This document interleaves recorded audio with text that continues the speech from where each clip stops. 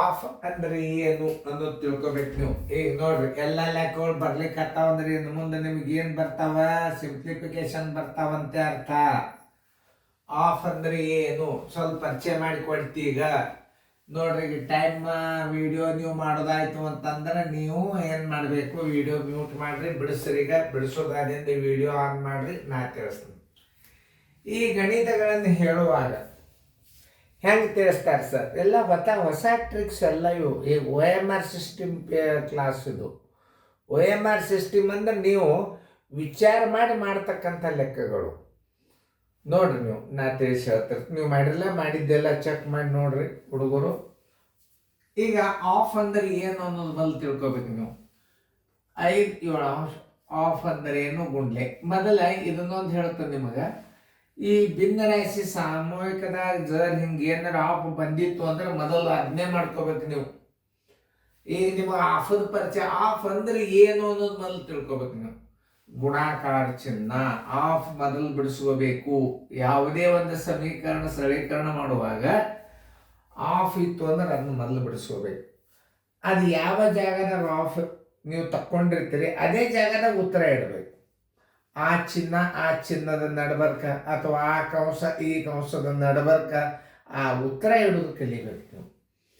ಸರಳೀಕರಣ ಬೇಸಿಕ್ ಇದು. ಇನ್ನು ಸರಳೀಕರಣ ಚಾಲು ಆಗಿಲ್ಲ ನಿಮಗೆ. ಆ ಸರಳೀಕರಣಗಳನ್ನು ನೀವು ಏನಾದರೂ ಕಲ್ತಿರಿ ಅಂತಂದ್ರೆ ನಿಮಗೆ ಈ ಮೇ ಅನ್ಗೊಳ್ದ ಮೇ ಎಂಡ್ಗಳಿಗೆಲ್ಲ ಸರಳೀಕರಣಗಳು ಬರಬೇಕು. ಆಮೇಲೆ ನೀವು ರೆಗ್ಯುಲರ್ ಕ್ಲಾಸಿಗೆ ಬಂದ್ರೆ ನಿಮ್ಮ ಥಿಯರಿ ಗಣಿತಗಳೇ ಬರಬೇಕು. ಲಾಭಾನಿ, ಸರಬಡ್ಡಿ, ಸುತ್ತಳತೆ, ಕಾಲ, ವೇಗ, ಕಾಲ, ದೂರ ಎಲ್ಲ ಕ್ರಮಬದ್ಧವಾದ ಅಭ್ಯಾಸಗಳು ಬಂದ್ಬಿಡ್ತಾವೆ. ಮುಂದೆ 2 ತಿಂಗಳ ಪೇಪರೇ ಸ್ಟಾರ್ಟ್ ಆಗ್ತಾವೆ. ಇದನ್ನು ಅದಕ್ಕೆ ನೀವು ಕಲಿಯಿರಿ ಅನ್ನೋದು. ಆಮೇಲೆ 3 7 6 1 7 7 3 ಅಂಶ ಆಯ್ತು. ಆಫ್ ಮೊದಲು ನೋಡ್ರಿ, ಮೊದಲೇ ಹೇಳಿನ ಸಿಂಪ್ಲಿಫಿಕೇಶನ್ದೊಳಗೆ ಇಲ್ಲಿ ಆಫ್ ಇಲ್ಲ, ಇಲ್ಲಿ ಆಫ್ ಕೊಟ್ಟಾನ ಮೊದಲು ಬಿಡಿಸ್ಬೇಕು.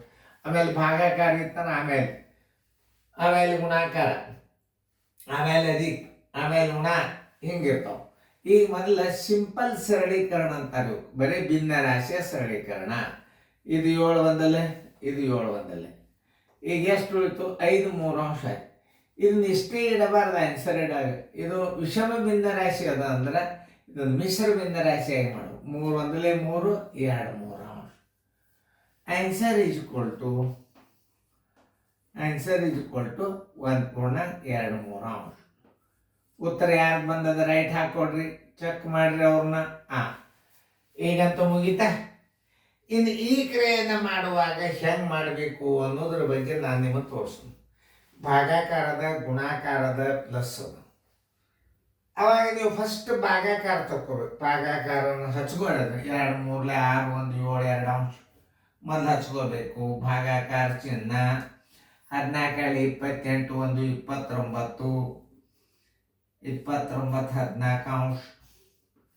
ಆಮೇಲೆ ಗುಂಡ್ಲೆ 1 2 ಅಂಶ ಪ್ಲಸ್ ಏನು 4 5 ಅಂಶ. ಈಗ ಸ್ವಲ್ಪ ವಿಚಾರ ಮಾಡಿ. ಇದು ಭಾಗಾಕಾರ ಅಂದ್ರೆ ಏನು ಅನ್ನೋದು ಮೊದಲು ತಿಳ್ಕೊರಿ. ಈ ಕ್ರಿಯೆಯನ್ನು ಮೊದಲು ಮಾಡ್ಕೋಬೇಕು. ಮಗ್ಗಲ್ಲೆಗೆ ಗುಣಾಕಾರ ಬಂದಂದ್ರೆ ಅದನ್ನು ಇದನ್ನು ಗುಣಕ ವಿಲೋಮ ಮಾಡಿಟ್ಟು ಇದನ್ನು ನೀವು ಹಚ್ಕೊಂಡು ಬಿಡ್ರಿ. ಒಮ್ಮೆ ಏಕಕಾಲಕ್ಕೆ ಉತ್ತರ ಬರ್ತದೆ. ಹೆಂಗ ಅನ್ನೋದು ಭಾಗಾಕಾರ ಮೊದಲ. ಓಕೆ, ಭಾಗಾಕಾರ 7 2 ಅಂಶ ಭಾಗಿಲೆ ಎಷ್ಟು? 29 14 ಅಂಶ ಬರೋಬ್ಬರಿ 7 2 ಅಂಶ. ಗುಂಡ್ಲೆ ಮಾಡಿದಾಗ ಏನಾಗ್ತದೆ? ಇದು ಗುಣಕ ವಿಲೋಮ ಆಗ್ತದ. ಮ್ಯಾಲೆ 14 ಆಗ್ತದ, ತಳಗೆ ಏನಾಗ್ತದ? 29 ಆಗ್ತದ. 2 ಒಂದಲೇ 2 7 ಎಷ್ಟು ಬಂತು? 7 7 49 29 ಅಂಶ ಬಂತು. ಈ ಉತ್ತರವನ್ನು ಎಲ್ಲಿಡಬೇಕಪ್ಪ ಅಂದ್ರೆ ಈ ಗುಣಾಕಾರದ ಹಿಂದಿಡಬೇಕು.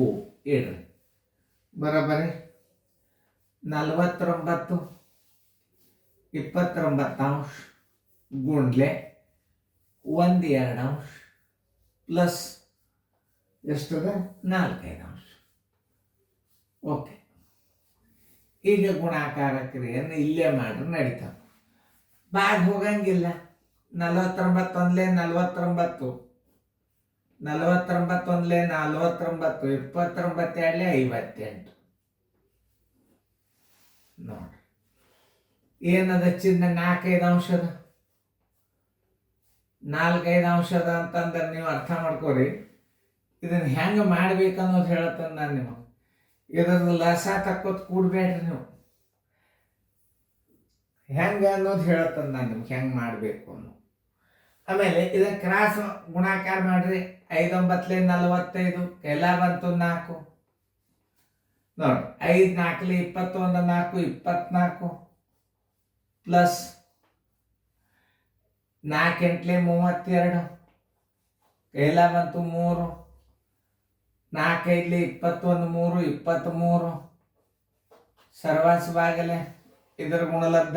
5-8 40, ಎಲ್ಲ ಬಂತು 4, 5-5 25, 1 4 29. ನೋಡ್ರಿ ಎಷ್ಟು ಮಜಾ ಅದ ಇದ್ರಲ್ಲಿ. ಎರಡೇ ಗುಂಪಿದ್ದಾಗ ಇದನ್ನು ನೀವು ಮಾಡ್ಬೇಕಾದ, ಅದನ್ನ ನೆನ್ಪಿಟ್ಕೋಬೇಕು. ಸರ್ ಹೆಂಗೆ ಕಲಿಸ್ತಿರ್ತಾರ ಅದನ್ನ ನೀವು ನೆನ್ಪಿಟ್ಕೋಬೇಕು. ಯಾಕೆ ಅದನ್ನು ನಾವು ಕ್ರಾಸ್ ಗುಣಾಕಾರ ಮಾಡಿದ ಅವಿಭಾಜ್ಯ ಸಂಖ್ಯೆ ಅದ, ಇದು ಭಾಗ ಹೋಗಂಗಿಲ್ಲ, ಇದು ಭಾಗ ಹೋಗಂಗಿಲ್ಲ ಅಂದಾಗ ಕ್ರಾಸ್ ಗುಣಾಕಾರ ಮಾಡಿ ಇಟ್ಬಿಡ್ರಿ. ಈ ಕಡೆ ಇದು ಹಿಂಗಿಡ್ರಿ, ಇದನ್ನ ಹಿಂಗಿಡ್ರಿ, ಅವತ್ತೊಂದು ಕೂಡಿಸ್ಕೋರಿ ಅಂಕಿಗಳನ್ನು. 2 1 5 7, 3 1 4 7, ಆಮೇಲೆ 2 2 4. ನೋಡ್ರಿ 477 ಡಿವೈಡೆಡ್ ಬೈ 290. 29 ಒಂದಲೇ ಏನಾಗ್ತದ ನೋಡ್ರಿ. 29 ಒಂದ್ಲೆ 20, 29 58 ಆಗ್ತದ. ಬರೋಬ್ಬರಿ 29 ಒಂದ್ಲೆ 29. 477 29 ಒಂದಲೇ ಅಂದ್ರೆ 290. ಇದ್ರಾಗ ಕಳೀರಿ. 7 7 10 17 9 10 ಅಂದ್ರೆ 8. ಕೈಲಾ ಬಂತು ಅಂದ್ರೆ 4 187 ಡಿವೈಡೆಡ್ ಬೈ 290. 187 ಹೆಚ್ಚ ಅವಿಭಾಜ್ಯ ಅಂಕಿನೇ ಅದು. ಹೆಂಗೆ ನಾ ಕಳೆದ ಅನ್ನೋದು ನೀವು ತಿಳ್ಕೊರಿ. ಇದು ಕರೆಕ್ಟ್ ಅದನ್ನ ಇಲ್ಲ ನೋಡ್ರಿ, ಚೆಕ್ ಮಾಡಿ. 1.187 290 ಕರೆಕ್ಟ್ ಅದ.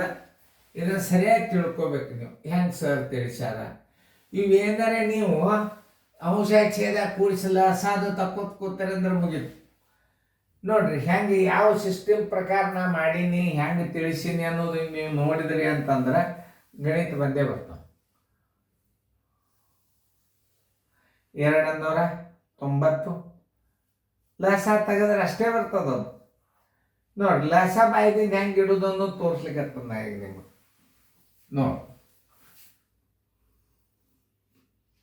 ನೋಡ್ರಿ ಹಿಂಗೆ ಗಣಿತಗಳನ್ನು ಮಾಡೋದ್ರಿಂದ ಏನಾಗ್ತದ, ನಿಮ್ಗೆ ಎಕ್ದಮ್ ಸರಳ ಬಂದ್ಬಿಡ್ತಾವ ಗಣಿತಗಳು. ಹೆಂಗೆ ಉತ್ತರ ಕಂಡು ಹಿಡಿಬೇಕು ಅನ್ನೋದು ಸೀದಾ ಬರ್ತದೆ.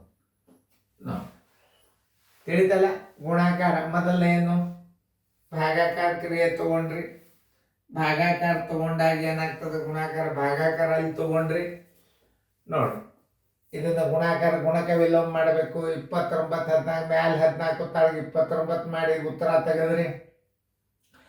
ಆ ಉತ್ತರ ಎಲ್ಲಿಟ್ಟು ಮುಂದೆ ಗುಣಾಕಾರ ಅದ ಇಲ್ಲ ನೋಡ್ರಲ್ಲಿ ಮುಂದೆ. ಇಲ್ಲಿ ಗುಣಾಕಾರನ ಕರೆಕ್ಟಾಗಿ ಇಟ್ಕೊಂಡ್ರಿ. ಪ್ಲಸ್ 4 5 ಅಂಶ ಆಯ್ತು.